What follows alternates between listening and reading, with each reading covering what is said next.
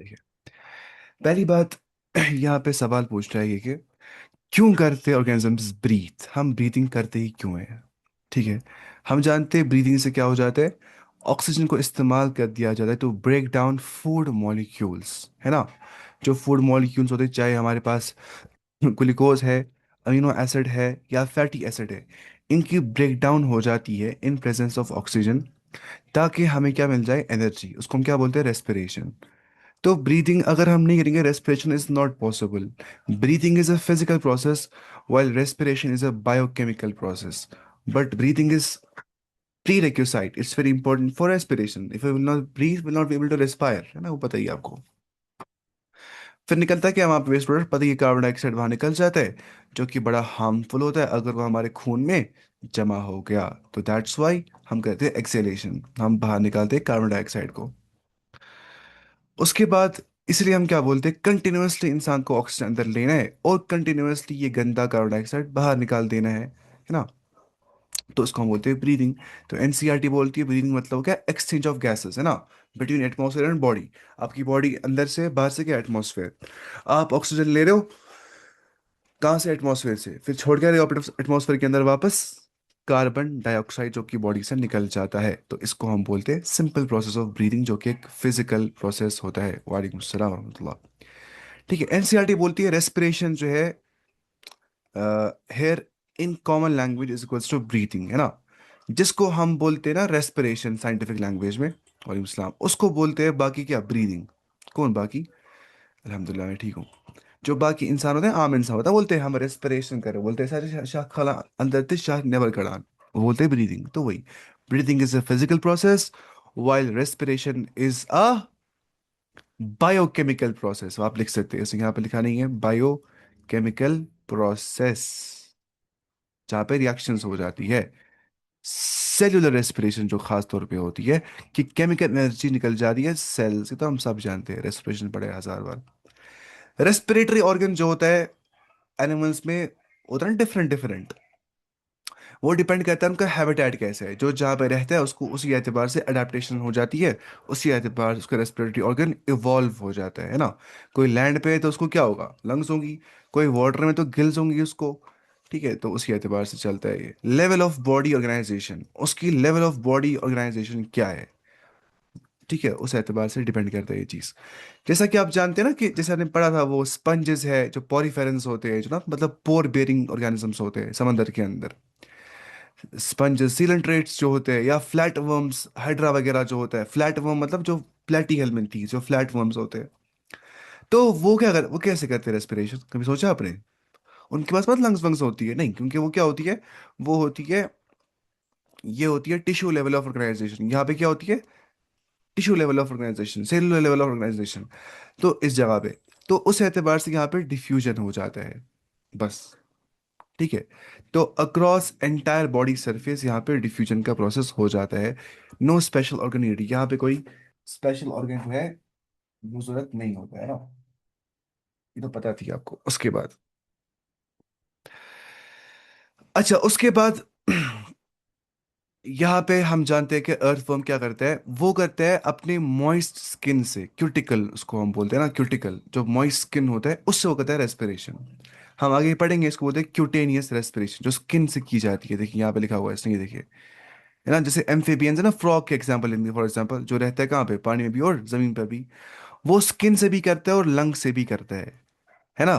क्योंकि उसको घुसना है पानी के अंदर भी, वहां मत वो लंग से या ये उसको जो पानी घुसेगा लंग्स में ही, वहां पे वो स्किन इस्तेमाल करता है रेस्पिरेशन के लिए, यहाँ बोलेंगे ब्रीदिंग के लिए। और लंग्स का इस्तेमाल करता है वो जो टेरेस्ट्रियल हैबिटेट पे होता है, जो वो जमीन में बैठा होता है, क्योंकि है ना, ये एम्फीबियन रहता है दोनों जगहों पे, पानी भी और जमीन के अंदर भी। तो ये हमने देख लिया। इंसेक्ट की बात करते हैं, तो इंसेक्ट अगर आपको पता हो कि वो ट्रेकियल सिस्टम यूज करते हैं। ट्रेकिया क्या होता है, ट्रेकिया TRACHE है ना, wind pipe. Wind pipe, tracheal system मतलब आप मानिए में विंड पाइप जैसे बहुत सारे पाइप्स जैसे होते हैं, वो हर जगह पहुंच रही होती है वो पाइप्स, ठीक है। हर टिश्यू तक वो पाइप ऑक्सीजन ले रही होती है और CO2 बाहर निकल रही होती है। तो आप मानिए एयर ट्यूब्स होते हैं जो ऑक्सीजन कैरी करते हैं, डायरेक्टली पहुंचाते हैं वो टिश्यूज तक। वो होता है इंसेक्ट्स के अंदर। एक्वाटिक एनिमल्स को तो सब बचपन से पढ़ रहे, गिल्स होती है वहां पे, उसको बोलते हैं ब्रैंकियल रेस्पिरेशन। क्या बोलते हैं, ब्रैंकियल रेस्पिरेशन। जो रेस्पिरेशन गिल से की जाती है ना कि लंग से, उसको बोलते हैं ब्रैंकियल रेस्पिरेशन। जो लंग से कर दी जाती है ना, उसको बोलते हैं पल्मोनरी रेस्पिरेशन। यहाँ पे जो एंड पे दिया गया है, जैसे रेप्टाइल्स की बात करते हैं हम, जो ना रेंगते हुए चलते हैं जमीन के अंदर, चाहे सांप है, चाहे लिजर्ड है, बर्ड्स की बात करते हैं, मैमल्स की बात करते हैं, वो सारे लंग्स का इस्तेमाल करते हैं। उसी को हम बोलते हैं पल्मोनरी रेस्पिरेशन। जब भी लफ्ज आएगा ना को पल्मोनरी पल्मोनरी पल्मोनरी, आपको समझना है पल्मोनरी का मतलब ही क्या होता है, लंग। जब भी लफ्ज आएगा कार्डियक कार्डियक, आप क्या समझना है, हार्ट। जब भी लफ्ज आएगा हेपाटिक हेपाटिक, आप क्या समझ रहे हैं, लिवर। जब भी लफ्ज आएगा रीनल रीनल आर्टरी, वो सब तो क्या समझ रहे हैं आपको, किडनी। जो नहीं, ये रीनल आर्टरी है, वो पल्मोनरी आर्टरी है। ये सब याद करने के लिए रखना था याद, कार्डियक मतलब हार्ट, हेपाटिक मतलब लिवर, पल्मोनरी मतलब लंग, रीनल मतलब किडनी। और क्या बचता है वहां पे जो ना थोड़ा इंपॉर्टेंट होता है, बस इतना आपको याद रखना है, ठीक है। जो इंपॉर्टेंट ऑर्गन्स होते हैं। अब जैसा कि हमें क्या पढ़ना है असल में, ह्यूमन रेस्पिरेटरी सिस्टम, क्योंकि हम ह्यूमन फिजियोलॉजी पढ़ रहे हैं। तो उसके अंदर हम देखेंगे ये एयर पाथवे, ये आपको पहले याद करना है। अगर आपको याद रह गया तो ठीक है, अगर नहीं रह गया तो हम आगे नहीं चल पाएंगे फिर। ये बहुत आसान है, 10th क्लास में पढ़ा होगा आपने ये चीज़। बाहर से क्या होते हैं, दो नाक के छेद, क्या बोलते हैं, एक्सटर्नल नॉस्ट्रल्स। दो छेदों के बाद जो आप कैविटी देख पा रहे हैं अंदर तक, यहाँ तक कैविटी, ठीक है, बराबर, जो अंदर से होती है, उसको हम बोलते हैं नेजल कैविटी। फिर उसके बाद होता है फेरिंग्स। क्या होता है, फेरिंग्स मतलब, अगर आप ये पेन घुसाओगे अपने अंदर, ठीक है, जहाँ पे पूरा अंदर घुसेगा ना, जिस जगह पे, उसको बोलेंगे हम फेरिंग्स, यहाँ पे। और दिखाता हूँ डायग्राम में अच्छे से। और लैरिंग्स के बाद होता है, लैरिंग्स का मतलब होता है वॉइस बॉक्स। क्या होता है, लैरिंग्स मीन्स वॉइस बॉक्स। फिर होता है विंड पाइप, यानी कि ट्रेकिया, जो कि आप देख पा रहे हैं, ट्रेकिया विंड पाइप यहाँ पे है ना, ये जो आप देख पा रहे हैं, यहाँ यहाँ होता है क्या, वॉइस बॉक्स। यहाँ पे फेरिंग्स अंदर होता है, ठीक है, फिर लैरिंग्स यहाँ पे हो गया वॉइस बॉक्स, यानी कि ये हो गया वॉइस बॉक्स, लैरिंग्स, ये हो गया ट्रेकिया यानी कि विंड पाइप। उसके बाद विंड पाइप के बाद ब्रोंकाई होती है। ब्रोंकाई मतलब दो होती है, देखिए, ये है ना विंड पाइप के सामने ट्रेकिया, यहाँ पे लिखा है ट्रेकिया, है ना विंड पाइप। अब देखिए, अब ट्रेकिया हो रही है बाइफरकेट। बाइफरकेट क्या होता है, बाइफरकेट मतलब दो हिस्सों में तकसीम हो जाना, ऐसे बाइफरकेशन। किस किस में हो रही है, ब्रोंकाई के अंदर, ब्रोंकाई। ब्रोंकाई एक प्लूरल है, ठीक है, ब्रोंकाई क्या है, प्लूरल। ब्रोंकस क्या हो गया, एक, जैसे यहां पे लिखा है इसने, लेफ्ट प्राइमरी ब्रोंकस, ठीक है, राइट प्राइमरी ब्रोंकस को बोलते हैं ब्रोंकस। ब्रोंकाई क्या इसका था, जमा है, दो ब्रोंका निकलते हैं एक ट्रेकिया से। ये थी वन ट्रेकिया, दो ब्रोंका निकल गए, वही। फिर उसी ब्रोंकाई में और निकलते उसके बच्चे छोटे छोटे, उन बच्चों को हम बोलते हैं ब्रोंकियोल्स, ठीक है। ब्रोंकाई के और नीचे जो होते हैं ब्रोंकियोल्स, ये ना ब्रोंकाई, ये क्या इसके बन के बाहर से, ये देखिए, ये ना ये मैं बनाता हूँ, ये ब्लू पेन से, आपको वरना समझ नहीं आएगा। ये देख पा रहे हैं आप, यहाँ से नहीं, ब्लू क्या बनाएंगे, किससे बनाएंगे इसको, ग्रीन से बनाते हैं, ठीक है, ग्रीन से। ये देख पा रहे हैं आप, यहाँ से यहाँ, ये क्या है, ब्रोंकियोल्स। फिर उसके बाद एल्वियोलाई, सैक लाइक होते हैं, मतलब थैली जैसे, जैसा ना तुम लोग बोर होती है, बोरी जैसे होते हैं, सैक लाइक। और इनमें क्या होता है, डिफ्यूजन। इसी एल्वियोलाई के अंदर असल में गैसियस सेक्शन होता है, क्योंकि एल्वियोलाई जो होता है ना, आप यहाँ पे लिखिए, एल्वियोलाई इज हाईली वेस्क्यूलराइज्ड, वेस्क्यूलराइज्ड, हाईली वेस्क्यूलराइज्ड। वेस्क्यूलराइज मतलब वहां पे ब्लड वेसल्स बहुत ज्यादा होती है। इंसान को दिमाग ना ख्याल, अगर हमने ऑक्सीजन लिया, ये तो लंग्स में जा रहा है, तो ब्लड में कहाँ से पहुंच रहा है, क्योंकि एल्वियोलाई इज हाईली वेस्क्यूलराइज्ड। वहां पे ब्लड वेसल्स इर्द गिर्द बहुत सारे होते हैं, तो वहां पर ही होता है डिफ्यूजन। घुसता है ऑक्सीजन ब्लड के अंदर बाय डिफ्यूजन, और निकलता है ब्लड से CO2 बाय डिफ्यूजन, वो भी, और वो बाहर निकल जाता है। It's only because एल्वियोलाइज highly vascularise, है ना। इंसान दिमाग सोचता है मैं जो ऑक्सीजन अंदर गया वो कहाँ लग गया, ओके, सेल्स में पहुंचता है, वो ऐसे होता है। फिर पता है ना, हार्ट वार्ट पंप पंप करता है, पहुंचाता है हर एक बॉडी की सेल के अंदर। इतना आपको समझने की जरूरत नहीं है, NCERT पे इतना लिखा नहीं है आपको, लोअर जब हम पढ़ेंगे हमें क्या है, पढ़ना ही चाहिए वैसे, आपको तो आगे काम आएगा ये, इसको डॉक्टर बनना होगा, है ना। देखिए, इसको बोलते थायराइड कार्टिलेज, ठीक है, होता है यहाँ पे थायराइड ग्लैंड, इसको बोलते हैं थायराइड कार्टिलेज, इसको बोलते हैं सिरकॉइड कार्टिलेज, ठीक है। इसको बोलते हैं मिडिल लोब और लोअर लोब, ना लोब जो होता है। और साथ में यहाँ पे होता है नॉच फॉर हार्ट, इसको बोलते हैं राइट लोब है, ये लेफ्ट लोब है ना, लोब मतलब दो लोब होते हैं लंग के। ये अपर लोब है और ये लोअर लोब है, ये पता ही है आपको, ये लोअर लोब है ब्रोंकस का, ठीक है, अपर लोब ऑफ ब्रोंकस ये कुछ नहीं है, ये पता है आपको। फिर अगर मजीद डेप्थ में जाएंगे वो यहाँ पे लिखी है, डेप्थ इतना आपको जरूरत नहीं याद रखने की, लेकिन हम पढ़ते हैं, हमें क्या है, जो चीज़ इंपॉर्टेंट मैं उसको तो करता हूँ हाईलाइट। डायफ्राम पता है ना आपको, जो नीचे से होता है ये। मैंने सांस ली, डायफ्राम क्या हो जाएगा, एक्सपैंड। अब मैं सांस बाहर निकाल, डायफ्राम क्या हो रहा है, कंस्ट्रिक्ट, है ना, ऐसा होता है डायफ्राम।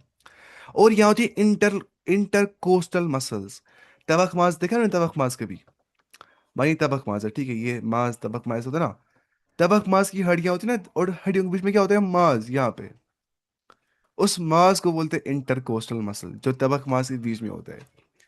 मतलब जो दो रिब्स के बीच में मांस होता है ना, ये रिब है, ये रिब है, ठीक है, बीच में कुछ मांस है, उसको बोलते हैं इंटरकोस्टल मसल। ये भी हम पढ़ेंगे अच्छे से, फिलहाल कुछ समझ नहीं आएगा, ये एनसीईआरटी जो लिखी है हम वही देखेंगे। और एक बात आप रख सकते हैं यहाँ पे, याद जो बाकी इतना एनसीआर डायग्राम ये वाली है, एनसीईआरटी ने कुछ दी नहीं है, उसने दिया है बहुत आसान डायग्राम।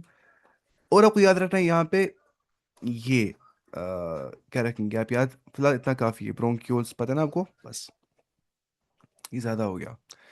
उसके बाद देखिए नॉस्ट्रिल्स है ना पहले ही, नॉस्ट्रिल से जब ने हवा ले लिया अंदर, एंट्री ऑफ एयर हो गई अंदर, नेजल कैविटी के अंदर पहुंच गया वो। जब नेजल कैविटी के अंदर पहुंच गया, तो वहां पे क्या होता है, फिल्टर डस्ट हो जाता है, डस्ट यहाँ पे फिल्टर हो जाता है। वरना आप सोचिए अगर डायरेक्टली हमें ऑक्सीजन घुसता अंदर, डस्ट जमा हो सकता है, जैसे बाज़ औक़ात मुंह से जब इंसान लेता है ना अचानक सांस, सांस आ जाती है, कफ आ जाता है, जैसे मुझे आ गया। या वार्म वार्म करता है एयर को थोड़ा सा, ठीक है, मॉइस्टन भी करता है एयर को, कौन करता है ये सब कुछ, नेजल कैविटी के अंदर ये हो जाता है। ये तीन फंक्शंस यहाँ पे होते हैं, कि डस्ट फिल्ट्रेशन हो जाती है, हवा गर्म हो जाती है, साथ में एयर को मॉइस्चराइजेशन कर देते हैं, मॉइस्चन कर देते हैं। फिर फेरिंग्स, जैसा कि हमने कहा ये कॉमन पैसेज होती है फॉर फूड एंड एयर, खाना और हवा दोनों यहाँ पहुंच जाते हैं। अगर आप हवा लेते ना से, जहां से निकलती है ना हवा यहाँ से अंदर से, और जहाँ पे खाना खाते हैं हम, उस पॉइंट को बोलते हैं फेरिंग्स, उस जगह को, ठीक है। तो उसके बाद उसके नीचे क्या होता है, लैरिंग्स, यानी कि वॉइस बॉक्स, जो कहता है साउंड क्या प्रोड्यूस। अगर आपको समझ नहीं आएगा, मैं आपको दिखाता हूँ डायग्राम इसकी, फेरिंग्स और लैरिंग्स की, क्योंकि इसमें थोड़ा होता है कन्फ्यूजन ना। एक मिनट में यहाँ पे करता हूँ सर्च, फेरिंग्स की डायग्राम, फेरिंग्स, लैरिंग्स। देखिए यहाँ पे आपको समझ आना चाहिए, मैंने आपको दिखाया था इससे पहले भी शायद एक बार, है ना। हाँ शायद मैंने आपको दिखाया था, फेरेंजियल कैविटी जो मैंने कहा था आपको क्या होता है। ये देखिए आप, यहाँ पे आपको समझ आएगा फेरिंग्स वर्सेस लैरिंग्स के अंदर। क्यों, इसको क्यों हो रहा है ये, एक मिनट, मैं इसको करता हूँ काम, इसमें कॉपी करता हूँ सीधे, करते पेस्ट वहाँ पे, ताकि आपको ये, हाँ यहाँ पे इसने अच्छे से दिया है इस चीज़ को। ये देखिए आप, मैं इसको करता हूँ पहले कॉपी सीधे, हाँ। अच्छा अभी आप कहाँ देख पा रहे होंगे मैनेजर को, आप देख पा रहे हैं, है ना, ये फेरिंग्स। फेरिंग्स मतलब गला जो होता है, जिसमें common passage for food and air जो होती है हमारे सामने। तो ये आप देख पा रहे हैं, नेजल कैविटी यहाँ पे होती है, जहाँ से हवा घुस जाता है। फिर आप देखिए उसके बाद क्या है, ये आपको समझने की जरूरत नहीं है, नेजो फेरिंग छोड़िए आप इसको। फिर यहाँ पे फेरिंग्स होता है, ठीक है, ये है फेरिंग्स, ये पूरा इलाका। फिर इधर भी आप देखिए छोटा सा यहाँ पे वॉइस बॉक्स होता है, लैरिंग्स, यहाँ से यहाँ तक जिसे हम बात कर पाते हैं। तो फेरिंग्स के जस्ट सामने से क्या होता है, लैरिंग्स। फेरिंग पीछे होता है, लैरिंग्स आगे होता है, जहाँ से हम आवाज़ निकालते हैं। तो ये है फेरिंग्स, ठीक है। उसके बाद पता है आपको, फिर यहाँ पे होती है ईसोफेगस, वो यहाँ से निकल जाती है, यानी कि फूड पाइप, और यहाँ से विंड पाइप, ट्रेकिया। तो कभी कभी घुसता है ना हमें खाना कहाँ पे, वो घुसता है फ्रॉम ईसोफेगस टू ट्रेकिया आ जाता है वो, तब मसला हो जाता है, इसलिए यहाँ पे हम देखेंगे कुछ मसला होता है, वो हम देखेंगे उस टाइम पे ही। एपिग्लॉटिस ना वही मसला होता है। एपिग्लॉटिस क्या होता है, ये एक फ्लैप लाइक स्ट्रक्चर होता है। फ्लैप क्या होता है, मतलब जैसे कवर होता है, उठाते कवर ऐसे ही फ्लैप। फ्लैप, ये कहते हैं क्लोजेस विंड पाइप ड्यूरिंग स्वैलोइंग, जब भी आप खाना स्वैलो करते हो ना, उस टाइम पे आपकी विंड पाइप बंद हो जाती है। क्योंकि अगर खाना खाते समय विंड पाइप खुली रहेगी, ईसोफेगस के बजाय वो ट्रैकिया में घुस जाएगा, जैसे कभी हो भी जाता है गलती से, फिर फिर मसला हो जाता है। तो एपिग्लॉटिस यहाँ पे मानिए आप, एक फ्लैप लाइक स्ट्रक्चर होता है, वो इसको बंद कर देते हैं ट्रेकिया को। लेकिन जब इंसान खाना नहीं खा रहा होता है, तो उस टाइम वो खुल जाती है, सांस ले पाता है अच्छे से इंसान। तो ये हो गया है ना, कभी कभी होता है ना, खाने के टाइम दम हो जाता है, क्यों? क्योंकि खाने के टाइम पे इंसान उतना अच्छे से रेस्पायर नहीं कर रहा होता है ना, उस टाइम पे ज्यादा खाने की ओर इंसान दिमाग गया होता है, तो खाने के बीच में इंसान सांस ले रहा होता है, फिर इसलिए ना जब वाजवान बहुत एक साथ खाते हैं फिर दम हो जाता है। वो दम क्यों हो जाता है? उस टाइम इंसान हवा मत ले पा रहा होता है अच्छे से। उसके बाद अब क्या, ट्रेकिया जो विंड पाइप होती है, स्ट्रेट ट्यूब होता है, और ट्रेकिया को कार्टिलेज रिंग सपोर्ट कर देती है ना, ऐसे ऐसे रिंग्स, ऐसे ऐसे। आपने कभी देखा है कट का ये, ये जितनी बार में कट को होता है ना, ऐसे ऐसे वो क्या उसको बोलते हैं, शिश्नोर, इसको उठाते हैं, मैं इसको फूक बताऊँ मुंह से, बड़ा हो जाता है वो। तो कार्टिलेज रिंग्स जो होती है ना, उसको ऐसे होती है वो, तो उससे it prevents it from collapsing, और रैक कोलैप्स हो जाएगा, फट जाएगा, तो इससे इसको सपोर्ट मिल जाता है ट्रेकिया को, ठीक है। फिर पता है ब्रोंकाई जो है, फिर ब्रोंकाई से बन जाते हैं ब्रोंक्यूल्स, और ब्रांचिंग नेटवर्क होता है इनसाइड द लंग, वो पता है आपको। फिर पता है एल्वेोलाई जो थिन वॉल्ड होता है एंड हाईली वेस्कुलर। देखिए दो चीजें होती है। Can you give me the answer the question why alveoli is thin walled? क्योंकि अगर मोटा वॉल होगा डिफ्यूजन हो जाएगा नहीं, दैट्स वाई यहाँ पे थिन वॉल होता है एल्वेोलाई के अंदर, सैक लाइक थिन वॉल्ड।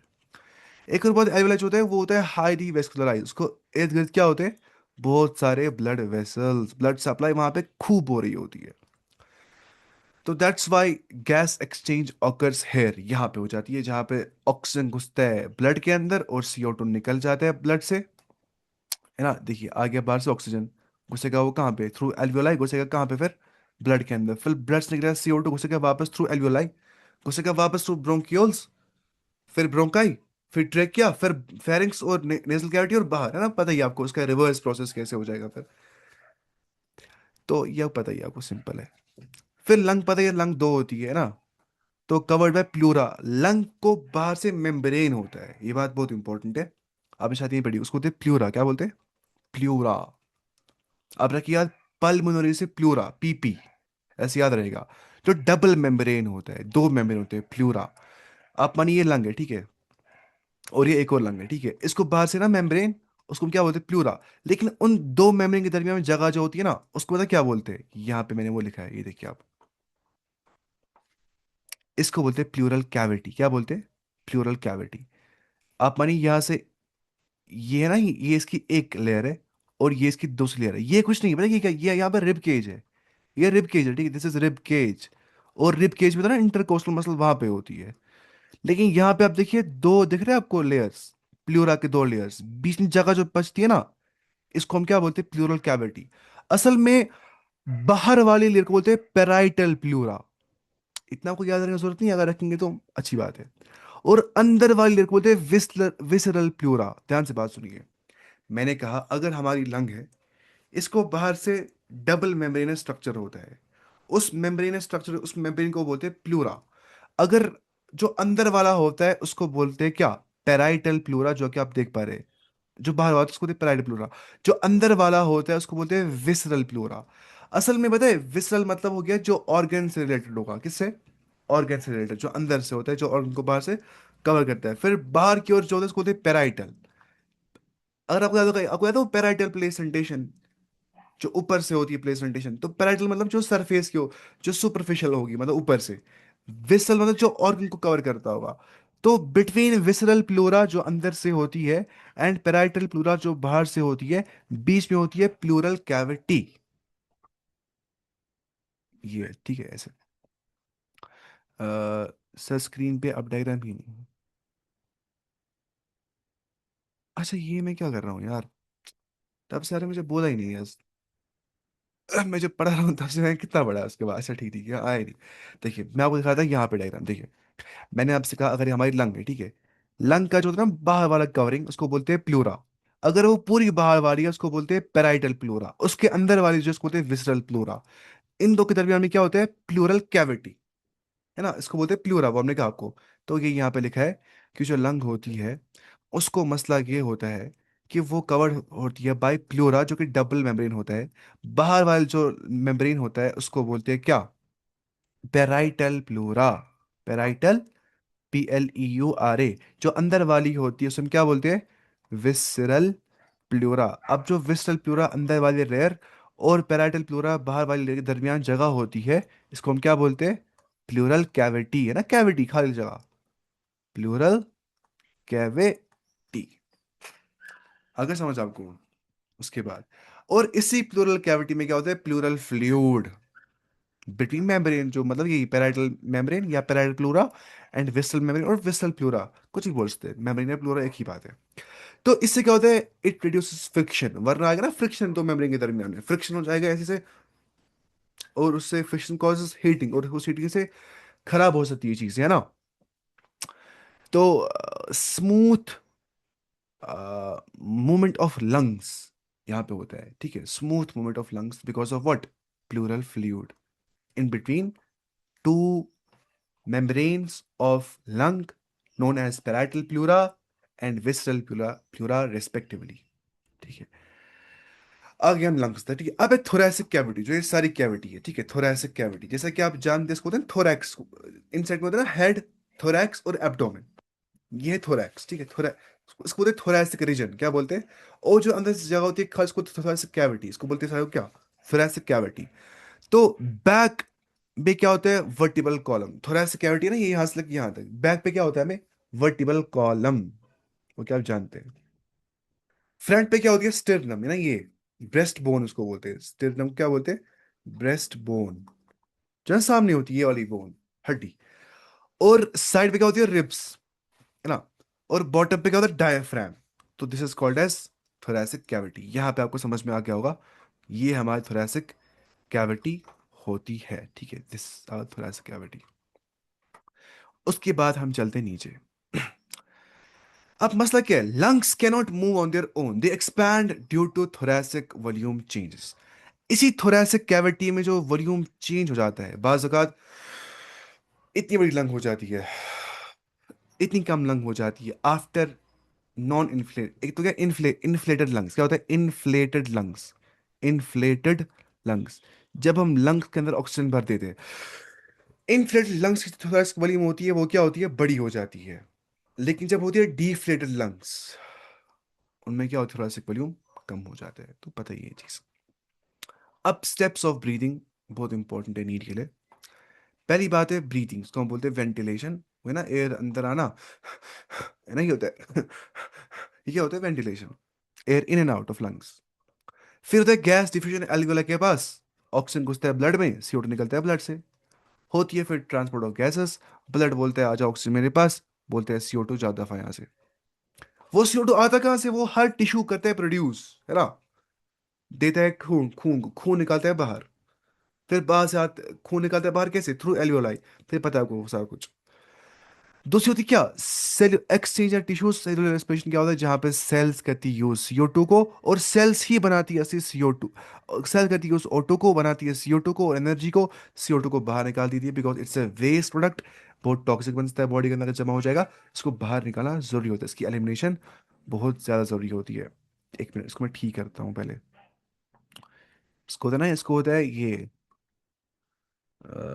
एक मिनट, इसको असली पहले ही करना होता है एडिट इसको ना, वरना इसको होता है ये ओवरलैप करता है इसके ऊपर, एक मिनट, इसको थोड़ा नहीं चलाऊंगा मैं, ऐसे अब मुझे आता है ये सब कुछ अब,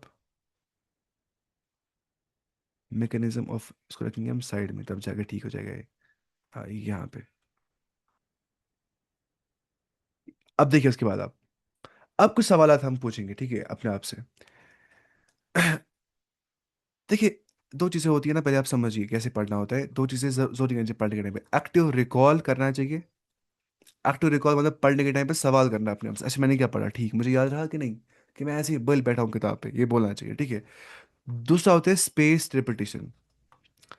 स्पेस रिपीटिशन क्या होता है, जब कुछ पढ़ा उसको फिर छोड़ा, फिर और रिवाइज किया बाद में उसको, ये जरूरी होता है। Active recall and space repetition ही वो दो चीजें होती है जिससे चीजें याद रह जाती है।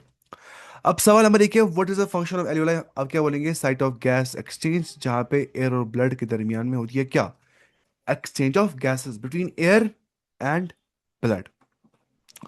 उसके बाद आप जानते हैं कि why are cartilage rings present in trachea, ताकि उसको कोलैप्स होने से बचा सकेंगे वो।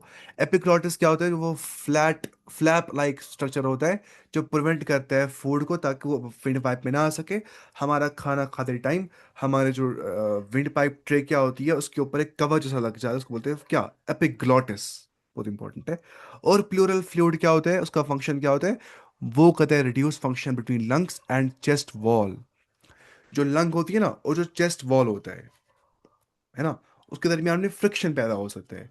तो उस फ्रिक्शन कम कैसे होता है? जब प्लूरल फ्लूइड होता है प्रेजेंट दो मेम्ब्रेनों के दरमियान में, between visceral pleura and parietal pleura. फिर सीक्वेंस ऑफ एयर पैसेज क्या होती है? नॉस्ट्रल से नेजल कैविटी से फेरिंग से लैरिंग से ट्रेकिया ब्रोंकाई ब्रोक्यूल्स एल्वियोलाई। ये 10th क्लास में आपने पढ़ा होगा। एंड भी एनसीईआरटी बोलती है ये चीज की structure is designed to ensure efficient gas exchange. जिस जात खुदा वंदे करीम ने अगर हमें बना दिया है ऐसे, उसने क्यों स्ट्रक्चर ऐसा डिजाइन कर दिया है ताकि एफिशिएंट गैस एक्सचेंज हो जाए। क्या ये नहीं करता इंडिकेट टुवर्ड्स इंटेलिजेंस? मुझे बताइए आप इसका जवाब। यस, इंटेलिजेंस ही ऐसा कर सकती है कि एफिशिएंट चीज करने के लिए उसको अपने आप में मॉडिफिकेशन लाना या किसी और चीज में मॉडिफिकेशन लाना। तो जाहिर सी बात है, हम रैंडमली नहीं बन गए हैं, हमें किसी इंटेलिजेंट बीइंग ने बना दिया है। इस लाइन से साबित हो जाता है ये चीज एनसीईआरटी से, है ना। एवरीथिंग, चाहे एल्वियोलाई है, जो थिन वॉल्स होते हैं वहां पे, प्लूरा, कार्टिलेज, ये सब किस लिए होता है? ताकि मैक्सिमम डिफ्यूजन हो जाए, अच्छे से गैसेस आराम से स्मूथली डिफ्यूज कर जाए, स्मूथ एयर फ्लो हो, और वो अच्छे से प्रोटेक्टेड रहे। सोचिए हमें किस जात ने बनाई जिसने हमें इतना अच्छे से तस्वीर दी है ना, जो कि मुसव्विर है। मुसव्विर क्या होता है? डिजाइनर। तो इस पे गौर करना चाहिए अपने आप पे कि मैं कैसे सांस ले पाता हूँ। मेरी नाक क्यों यहाँ पे ही है? अगर हमारी नाक पेट की जगह होती, हम शाम को सोते, डालते हैं बिस्तर, हम मर जाते हैं ना। सोचते हैं इंसान को। मुझे पिछली बार एक लड़के ने ना, एक लड़का है ना, उसने मुझे बोला तुम मुझे उठा सकते हो? मैं उसको उठाया ऐसे ना, उसको ऐसे किया, मतलब ना ऐसे रिस्क मैंने किया। अब वो गिर गया मुझे हाथ से ना, वो नाक पे गिर गया, मुझे लगी नाक को, ठीक है। फिर सोचा था कि मेरी नाक जो है क्यों टूट गई है, फिर मुझे याद आ गया यहाँ पे होते हैं कार्टिलेज, है ना। अगर यहाँ बोन होगी इसको टूट सकती है ना, तो कार्टिलेज होती है फ्लेक्सिबल। तो उस टाइम में सोच रहा था ये चीज़ भी कि हम कैसे बना दिए गए, है ना। अच्छा, उसके बाद अब हम देखते हैं कि टॉपिक मैकेनिज्म ऑफ ब्रीथिंग के बारे में। मुझे उम्मीद है कि आपको ये समझ में आ गया होगा। तो बेसिक सा वैसे भी था, अब कुछ पता ही थी वैसे भी बहुत सब चीज़ें इसमें से। मैंने कहा ना ये यूनिट आपको पहले से आता होगा बहुत, ह्यूमन फिजियोलॉजी।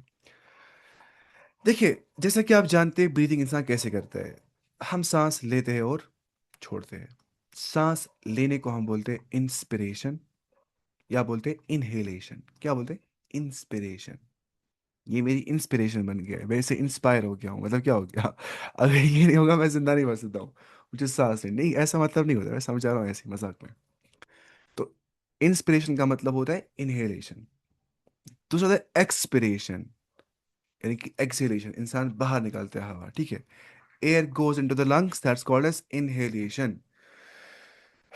और बाकी जो हम कहते हैं उसको बोलते हैं एक्सपिरेशन या बोलते हैं एक्सेलेशन, एक ही। These both words are synonymous. क्या होते हैं? Synonymous. Same words, same name होता है इनका, सेम मतलब होता है इसका, बस वर्ड्स डिफरेंट है, स्पेलिंग डिफरेंट है। अब मेन प्रिंसिपल ये है कि एयर मूव करता है ड्यू टू प्रेशर डिफरेंस। आपने कभी सोचा है कि आखिर हम कैसे ले पाते हैं ऑक्सीजन को अंदर? कैसे? क्योंकि असल में बाहर से क्या होता है? हाई प्रेशर, अंदर क्या होता है? लो प्रेशर, ठीक है। जब अंदर से एयर है ही नहीं, बाहर से एयर ज्यादा है, वो कहां से आएगा? From high pressure to low pressure. तो प्रेशर डिफरेंस से ही हम मतलब ब्रीथ कर पाते हैं। So lungs must create pressure change, ठीक है। लंग्स को प्रेशर चेंज करना पड़ता है। वो कैसे करता है? वो by exhalation and inhalation, by inspiration and expiration. अगर वो नहीं हो जाएगा तो अंदर से प्रेशर डिफरेंस चेंज नहीं, थोरेसिक वॉल्यूम जो है वो चेंज नहीं हो जाएगा, या प्रेशर अंदर से चेंज नहीं हो जाएगा। जब देखिए फिर अंदर से देखिए, बाहर से प्रेशर ज्यादा, अंदर से कम है, ली मैंने सांस, अंदर से क्या गया? प्रेशर ज्यादा है ना, बाहर से क्या? अब कम। इसलिए बाहर में छोड़ पा रहा हूँ फिर ये चीज। उसके बाद अब इंट्रा पल्मोनरी प्रेशर, ये क्या होता है? बार बार हम बोलते हैं इंट्रा का मतलब होता है इन बिटवीन, है ना। इन बिटवीन, लंग के दरमियान जो प्रेशर होता है, लंग के अंदर जो प्रेशर होता है, इन बिटवीन या विदिन बोल सकते हैं हम, विदिन बोलेंगे हम। इन बिटवीन हो गया इंटर, क्या हो गया? Inter, in between. इंट्रा हो गया विदिन। इंट्रा पल्मोनरी, जो बिल्कुल पल्मोनरी यानी कि लंग के अंदर प्रेशर होता है, pressure inside the lung is called as intra pulmonary pressure. अब इंस्पिरेशन कंडीशन क्या होती है? जब इंसान इंस्पायर करता है, जब वो सांस लेता है, intra pulmonary pressure less than atmospheric pressure. इंसान तब इंस्पायर कर पाता है जब इंट्रा पल्मोनरी प्रेशर, यानी कि प्रेशर इनसाइड द लंग जो होता है, वो कम होता है। अगर इसको कंपैरिजन करेंगे हम विद एटमॉस्फेरिक प्रेशर, अभी मैंने कहा ना आपको वो चीज, जब यहां से ज्यादा प्रेशर, कौन सा एटमॉस्फेरिक प्रेशर, यहां से प्रेशर कम है, तो जाहिर सी बात है एयर करेगा ना flow from high to low into lungs आ जाएगा। इसको बोलते हैं क्या? Negative pressure breathing. इसको बोलते हैं क्या? बोलते हैं नेगेटिव प्रेशर ब्रीदिंग। कि अंदर से क्या होता है? नेगेटिव प्रेशर बहुत कम होता है विद इन द जो लंग होती है, प्रेशर बहुत कम होता है। बाहर से एटमॉस्फेयर प्रेशर बहुत ज्यादा होता है, तब जाके इंस्पिरेशन कंडीशन हो जाती है, हम सांस ले पाते हैं। इसका एक और नाम क्या होता है? Negative pressure breathing. In short, अंदर से प्रेशर नेगेटिव है, बाहर से प्रेशर ज्यादा है, बाहर से अंदर आ जाएगा हवा तो खत्म मसला। अब इसका उल्टा है ना, वही पता है आपको, एक्सपिरेशन कंडीशन, यहाँ पर एक्सेलेशन कंडीशन कैसे हो जाती है? जब इंट्रा पल्मोनरी प्रेशर ही ज्यादा होता है। अब मैं कह रहा हूं सांस लिया, अब क्या करें? मुझे एक्सपायर, अंदर से इतना प्रेशर ज्यादा है कि बाहर से कुछ प्रेशर ही नहीं है उस हिसाब से, एटमॉस्फेयर प्रेशर, तो दैट्स व्हाई एयर फ्लो करते हैं आउट ऑफ द लंग्स उस टाइम पे। ऐसा हो जाता है। आप सोचिए कैसे होता है ये खतरनाक मसला। आप सोचिए किस बारे में, हम कैसे सांस ले रहे होते हैं ना। मसल कौन कौन सी इन्वॉल्व होती है सांस लेने के अंदर? ऐसा होता है जो साइंस पढ़ते हैं ना, वो बहुत सोचता है फिर, कंपेयर टू वो लोग जो साइंस नहीं पढ़ते, क्योंकि वो लोग मत इतना सोचते हम कैसे सांस ले पाते हैं। मेरे हिसाब से जो साइंस पढ़ता होगा ना, उसको खुदा का खौफ होना चाहिए हमेशा, कि मैं कैसे जिंदा हूँ, इतना कॉम्प्लेक्स मैकेनिज्म चल रहा है मेरा, है ना। चाहे मैं इंसान जो है ना, पोश खुद जात अगुल, कितना इंसान ये होता है क्या, मतलब सेंसिटिव होता है इंसान। तो इस लिहाज से हम जब पढ़ते ये चीज़ें, इससे हम थोड़ा खौफ आ जाता है इंसान को अपनी ज़ात पे, मैं चलता भी कैसे हूँ, है ना। अब डायाफ्राम जो होता है इंसान का, डायाफ्राम क्या होता है? जो डूम शेप्ड मसल होती है, डूम ना, डूम डूम किसको ना, मस्जिद होता है डूम ऊपर से ऐसे, डूम शेप्ड मसल, यहाँ पे आप देखिए, ये देखिए आप, यहाँ होता है डायफ्राम ऐसा कुछ, उसको बोलते हैं डूम शेप्ड मसल। तो और होती है इंटरकोस्टल मसल्स। इंटरकोस्टल मसल्स जो है वो यहाँ पे आप देख सकते हैं, यहाँ पे आप देखिए, इंटरकोस्टल मसल्स, जो मैंने कहा ना, जो दो हड्डियों के दरमियान में होती है। अगर हमारा पास रिब केज है, ये रिब्स है उसकी, ये एक रिब है, दूसरी रिब है, जो बीच में ये कुछ मसल होती है, इसको हम क्या बोलते हैं? Intercostal muscle. अब यहाँ पे होते हैं एक्सटर्नल और इंटरनल और इनर मोस्ट, तीन यहाँ पे होते हैं पार्ट्स, इस जरूरत नहीं याद रखने की, बस रखना याद, ये जो मसल यहाँ दिख पा रही है वो ये मसल, ये मसल, ये मसल, इसको बोलते हैं इंटरकोस्टल मसल, जो रिब के दरमियान में होती है। तो it's located between what? Between the ribs. इसको होते हैं दो टाइप्स, एक तो होता है एक्सटर्नल इंटरकोस्टल, और क्या होता है? Internal intercostal. यहाँ पे आप देखिए, दिस इज एक्सटर्नल इंटरकोस्टल, और इंटरनल या इनर मोस्ट एक ही बात है, इंटरनल इंटरकोस्टल मसल। इंटरकोस्टल जो होती है दरमियान कोस्टल के, कोस्टल क्या होता है? ये रिब के दरमियान जो होती है मसल। इंटर मतलब इन बिटवीन, कोस्टल मतलब रिब्स, इन बिटवीन रिब्स जो मसल होती है उसको बोलते हैं इंटरकोस्टल मसल। ये हमें आगे पढ़ना है एनसीईआरटी में। तो इंस्पिरेशन कैसे हो जाती है, स्टेप वाइज हम देखेंगे। सबसे पहले डायफ्राम जो है वो कंट्रैक्ट कर देता है, सबसे पहले। इंस्पिरेशन मतलब जब हम सांस लेते हैं, लिया हमने, ये कंट्रैक्ट करता है। जब ये कंट्रैक्ट करता है, तो उस टाइम पे क्या हो जाता है? मूव्स डाउनवर्ड, ये डाउनवर्ड मूव करता है ना। अगर ये ऐसा था, ये थोड़ा नीचे की हो जाता है, डाउनवर्ड कर इसको, मतलब ये इट फ्लैटन्स, ठीक है, कंट्रैक्ट हो जाता है ये चीज। जब ये कंट्रैक्ट हो जाता है, तो increases front back anterior posterior chest size. Chest size जब इंसान करता है ना ऐसे, सांस निकाल के चेस्ट बाहर, उसको लगता है चेस्ट बाहर निकल जाता है इस टाइम पे ना। इसको बोलते हैं ये है ना डॉर्सल सरफेस, ये क्या है? Ventral surface. अगर मैं चाहता हूँ मेरी जो ये डॉर्सो वेंट्रल चेस्ट साइज है, मतलब एंटीरियर, या इसमें लिखा है, यहाँ पे लिखा है इंटीरियो पोस्टीरियर। एंटीरियर साइड क्या होता है? जो आगे वाला साइड होता है, पोस्टीरियर मतलब जो पीछे वाला साइड होता है। तो अगर हम चाहते हैं हमारा, लेकिन इसे एंटीरियर मतलब ऊपर और नीचे, एंटीरियर और पोस्टीरियर देखिए, एक तो हो गया वेंट्रल और डॉर्सल, है ना। वेंट्रल क्या होगा? सामने वाला साइड, ये वाला। डॉर्सल मतलब पीछे वाला साइड। यहाँ पे इसका जिक्र से नहीं किया, यहाँ पे लिखा है एंटीरियो पोस्टीरियर। एंटीरियर में जो ऊपर वाला होता है, अगर ये सांप है फॉर एग्जाम्पल, ठीक है, ये सांप का सिर है, क्योंकि एंटीरियर साइड, ये है पोस्टीरियर साइड। तो लंग मानिए ऐसी यहाँ पे, ये लंग है मानिए आप, ठीक है। ये इसका क्या एंटीरियर साइड, ये है पोस्टीरियर साइड। तो अगर इसको ऐसे बढ़ाना लंग को हमें, तो एंटीरियर पोस्टीरियर चेस्ट साइज बढ़ जाता है कैसे? जब डायफ्राम कंट्रैक्ट कर देता है, जब इंस्पिरेशन का फर्स्ट स्टेप हो जाता है। फिर जब एक्सटर्नल इंटरकोस्टल्स कंट्रैक्ट कर देते हैं, ये वाले देखिए, ध्यान से देखिए, समझना है। ये ना इंटरकोस्टल मसल। अब देखिए ये कौन सी है? एक्सटर्नल इंटरकोस्टल मसल, ये वाली है। अब अगर एक्सटर्नल इंटरकोस्टल मसल जो है वो कंट्रैक्ट कर देती है, ठीक है, और ribs move upward and downward, तो उससे रिब अपवर्ड, देखिए ना ऐसे, और डाउनवर्ड कर देती है, तो उससे क्या हो जाता है? साइड टू साइड बढ़ जाती है लंग साइज, यानी कि डोर्सोवेंट्रल। ये तो क्या, फ्रंट बैक, ऊपर और नीचे। तो क्या, side to side chest size बढ़ जाता है ऐसे, डोर्सोवेंट्रल। डोर्सो मतलब पीछे वाला, वेंट्रल मतलब सामने वाला। ऐसे बढ़ जाता है। उधर पे ऐसे बढ़ता था, यहाँ पे ऐसे बढ़ जाता है, डोर्सोवेंट्रल। चेस्ट साइज कैसे? जब इंटरकोस्टल्स कंट्रैक्ट कर देते हैं, एक्सटर्नल वाले। वो क्या होते हैं? जो रिब्स के दरमियान में मसल्स होती है। इन शॉर्ट, जब रिब्स के दरमियानी वाली मसल जो है वो कंट्रैक्ट कर देती है, तो उस मौके पे डोर्सोवेंट्रल चेस्ट साइज बढ़ जाता है, मतलब ऐसे बढ़ जाती है।